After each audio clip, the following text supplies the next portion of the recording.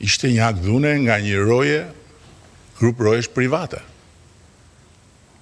Dhe që të ngrihet shteti në këmbë dhe të nënvizoj etnin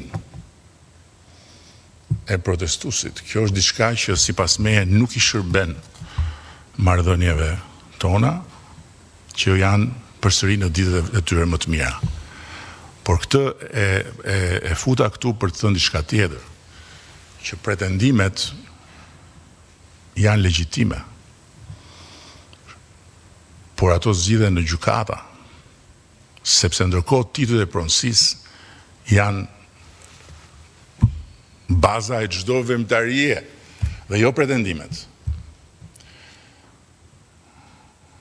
Siç ndodhi dhe atje lart në Baksuriol, ku toka ishte e blerë nga pronarët atje që kishin letrat.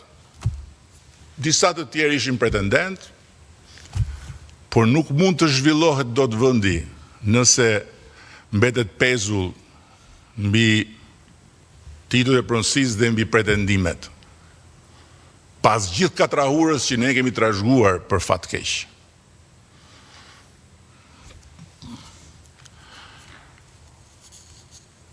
Ndërsa e drejta për të protestuar është një drejtë që nuk mund të vihet në diskutim në asnjë mënyrë në këtë vend. Dhe është një drejtë cilën ne e kemi mbrojtur qysh nga dita e parë, edhe me koston që të kemi në disa raste dëmtime serioze të forcave të policisë. Por sulmet politike mbi projektin nga forcat brendshme që predikojnë ose të kthehemi në komunizëm ose urrëtitjen ndaj shteteve tjera apo nga forcat jashtme nuk e duan këtë projekt. Nuk e duan, shumë e thjeshtë. Nuk e duan. Kjo është konkurrencë. Ne kemi hyrë tani në një territor shumë të ndryshëm nga që kemi qenë. Sepse ky projekt, së bashku me tjerë, po ky, siç e ka ngritur vëmendjen globale ndaj Shqipërisë, e ngre Shqipërinë në një nivel tjetër me realizimin e vet. Totalisht. Natyrisht që sjellja e kompanisë së sigurisë ishte e neveritshme dhe jo më pak e neveritshme ishte dhe sjellja e drejtuesve të policisë vendore, gjë për cilën ka pasur reagim të menjëhershëm nga ana e leadershipit policisë shtetit, qoftë me shkarkimin e drejtorit policisë Vlorës dhe vendosjen në hetim të gjithë zinxhirit, qoftë me heqjen e licencës së aktivitetit të kompanisë, pra ajo kompani nuk mund të operojë më në Republikën e Shqipërisë, qoftë me arrestimin dhe vendosjen në ndjekje penale të rojëve të sigurisë. Ndërkohë që nuk e di se çfarë tjetër mund të bëjë shteti dhe nuk kuptoj pse shteti duhet të jetë target në këtë rast. Nuk ka asnjë relativizim të dhunës, përkundrazi, për shkak edhe të relativizimit që ju bë dhunës. Nga në komunikatën e policisë vendore të Vlorës, ku u tha një e pavërtet, u bë edhe shkarkimi, edhe vendosjen e hetim e gjithë zinxhirit. Tani më lejoni t'ju shpjegoj një pikë tjetër që është shumë e rëndësishme për ju dhe për mua. Dhe më lejoni ta nis pak nga larg, se e vërteta është gjithmonë e mërzitshme.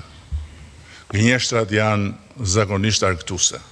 Është shumë më argëtuese të shikosh një video me një pelikan që e merr përpara eskavatori, se sa të dëgjosh rrugën e legjislacionit shqiptar për zonat e mbrojtura, duke filluar nga një fakt.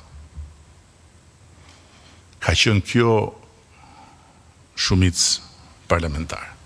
Kjo këtu, e Partisë Socialiste të Shqipërisë, ka qenë qeveria e kësaj partie, dhe kam qenë unë kryeministër, në mandatin ton të parë, kur kemi bërë futje në mbrojtje të Republikës Shqipërisë në të gjitha ato territore të kërcënuara. 2017.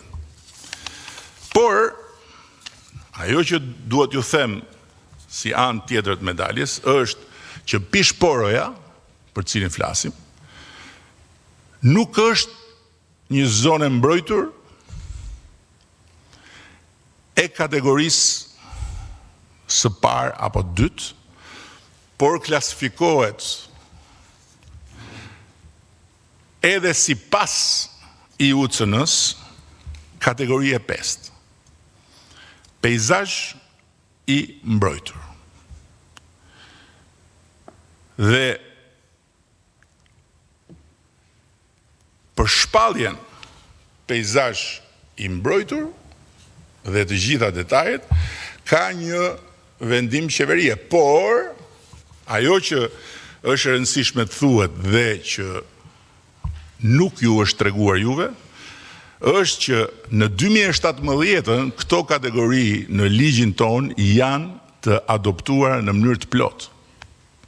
Dhe thelbi i sistemit ton të zonave të mbrojtura është praktikisht i gjithi i linjëzuar me standardet më të larta ndërkombëtare. Dhe në princip, sa më lartë shkohet drejt kategorive 1 dhe 2, aq më shumë kufizohet ndërhyrja njerëzore. Ndërsa kategorit 5 dhe rasti konkret dhe 6 janë të ndërtuara mbi konceptin e bashkëjetesës së natyrës me aktivitetin ekonomik, social dhe turistik.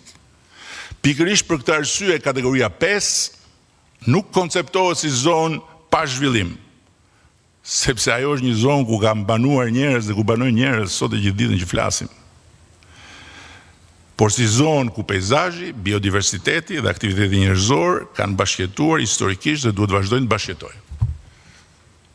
Dhe në hartën e Europës ka jo pak laguna, shumë përafërsisht të ngjashme me këtë lagunë, që janë destinacione turistike të jashtëzakonshme dhe ku ka aktivitet të plot ekonomik dhe social.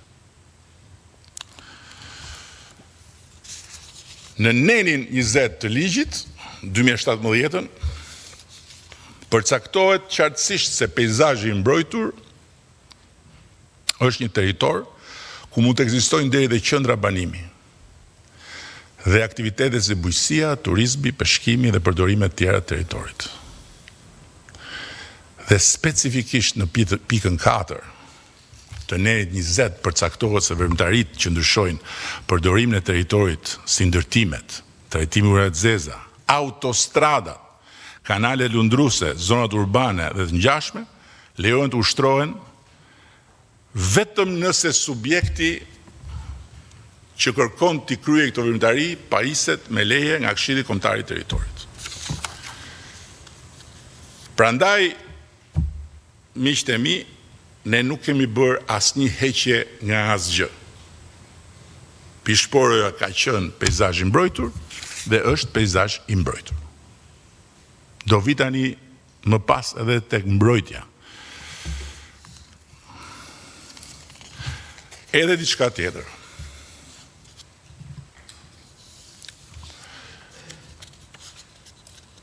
Është e vërtetë